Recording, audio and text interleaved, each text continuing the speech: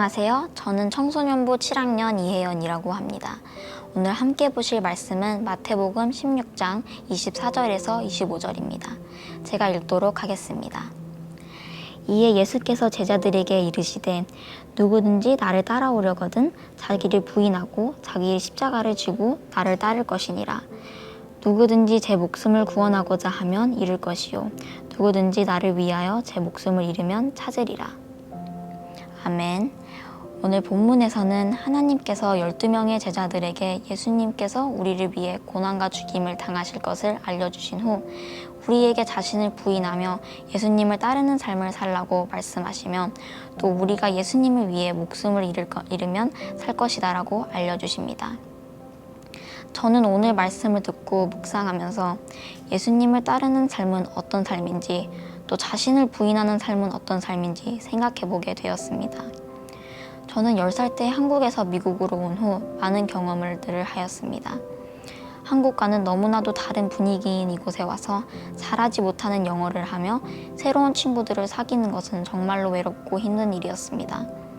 시간이 지나 드디어 새로운 친구들을 사귀었을 때 저는 너무나 기뻤습니다. 하지만 이 친구들은 저의 몇 명 안 되는 친구들이었기에 그들에게 너무 기대고 의존하였습니다. 그렇게 친구들에게 기대고 의존하다 보니 그들이 하는 한마디 한마디에 쉽게 상처받고 또 친구들의 기분을 살피며 눈치를 많이 보게 되었습니다. 저는 이때 예수님을 친구보다 뒷전에 두었고 예수님이 아닌 저의 친구들을 더 의지하고 따르게 되었습니다. 하지만 그때를 기억해보니 저는 늘 불안하고 약하고 또 작은 일에도 쉽게 무너지는 삶을 살았었습니다. 저는 6학년이 되어 그 친구들과 점점 멀어지게 되었습니다. 부모님께서는 저를 응원해 주시고 많이 도와주셨지만 그 친구들에게 너무 의존하였기 때문에 너무 힘들고 마음이 아팠습니다. 하지만 이 힘든 시간을 통해 하나님께서는 내가 그동안 친구들보다 덜 의지하고 중요하게 생각했던 예수님을 생각나게 하셨고 예수님께서 저를 얼마나 사랑하시는지 예수님께서는 제가 어떻게 살아가길 원하시는지 가르쳐 주셨습니다. 이후 완벽하지는 않지만 다른 사람이 아닌 예수님을 따르며 제 자신을 부인하기 시작하였습니다. 제가 제 자신을 부인하며 예수님을 따르기 시작하고 또 예수님께 제 삶을 맡겼을 때 저는 많은 힘든 일들을 잘 지나갈 수 있었습니다. 저는 더 이상 불안하고 약하고 쉽게 무너지지 않게 되었고 세상 앞에서 용감하고 담대해졌으며 또 다른 행복과는 비교할 수 없는 예수님께서 주시는 진정한 행복을 느낄 수 있었습니다. 예수님께서는 25절에 저희들에게 예수님을 위해 목숨을 잃으면 살 것이다 라고 말씀하십니다. 저는 이 구절을 보고 예수님께서 우리를 위해 십자가의 죽임을 당하신 것이 생각이 났습니다. 예수님께서는 우리를 너무나도 사랑하시기에 우리를 위해 죽임까지 당하셨는데 저는 너무 오랫동안 예수님으로부터 돌아서 있었고 그리고 또 예수님의 사랑을 받은 것을 알게 된 후에도 종종 예수님으로부터 돌아섰던 제 모습이 너무 예수님께 부끄럽고 죄송하였습니다.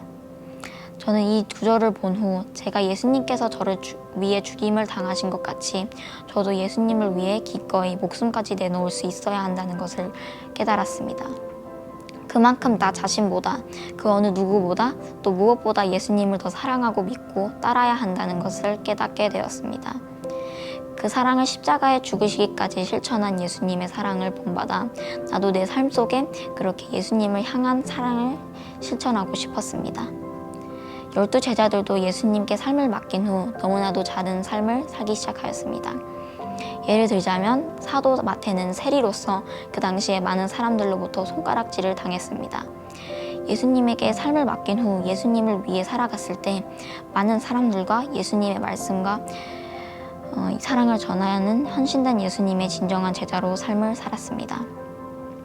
우리가 우리 자신을 부인하고 예수님을 따를 때 우리는 강해지고 또 삶의 목적이 예수님이기에 진정한 삶의 만족과 행복을 누릴 수 있다는 것을 예수님께서 알려주십니다. 저 역시 예수님께서 말씀하신 것 같이 우리 자신을 부인하고 예수님을 따를 때 우리 모두가 삶의 진정한 만족과 행복을 경험할 수 있다는 것을 믿습니다.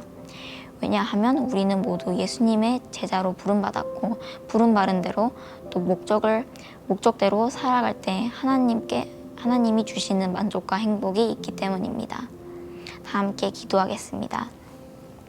하나님 아버지, 이렇게 말씀을 읽고 또 묵상할 수 있게 해주셔서 감사합니다. 우리를 제자로서 불러주신 예수님, 우리가 예수님의 제자로서 감사하고 또 예수님께 주신 목적대로 살아갈 수 있게 해주세요. 우리 모두 세상의 뜻이 아닌 예수님의 뜻대로 살아가는 제자들이 될 수 있게 해주세요. 사랑과 자비를 베풀어 주시는 주님, 감사하며 예수님의 이름으로 기도드리겠습니다. 아멘. 혜연 학생, 좋은 설교 나눠줘서 고마워요. 태어나서 처음으로 설교를 하는 거잖아요.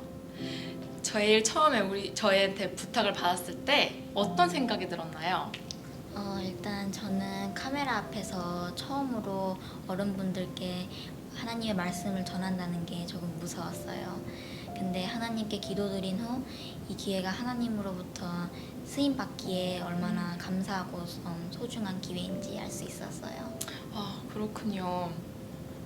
이 설교를 준비하면서 2주이라는 시간을 동안 준비를 했는데 그동안 새로 깨닫게 됐거나 새로 느낀 점이 있으면 짧게 나눠주세요. 저는 그 목사님들과 전도사님들이 맨날 하시는 설교 준비가 어렵다는 것을 알 수 있었고 또 작년에 했던 스투코에서 말씀 묵상했던 것이 이 말씀 준비할 때 많은 도움이 되었다는 것을 알 수 있었어요. 감사합니다. 저희 이 시간 모두와 함께 혜연 학생 같은 다음 세대를 위하여 축복하는 시간을 갖길 원합니다. 이 시간 함께 기도하겠습니다.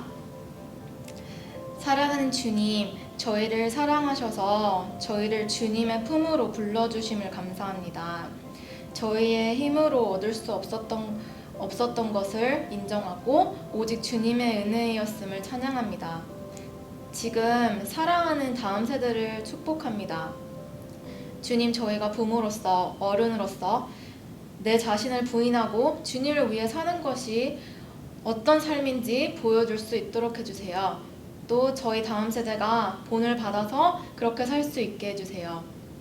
지금 저희 아이들은 세상이 주는 너무 많은 유혹 안에 살고 있습니다. 저희 아이들이 이 복음의 가치를 깨닫고 얼마나 영광스러운 부르심인지 알게 해주시고 세상이 줄 수 있는 희락을 떨쳐버리고 더더욱 주님을 선택하는 자들이 되게 해주세요. 이 좋은 일을 시작하신 주님께서 우리 자녀들 안에 끝날까지 이루실 것을 믿으며 예수님의 이름으로 기도드렸습니다. 아멘.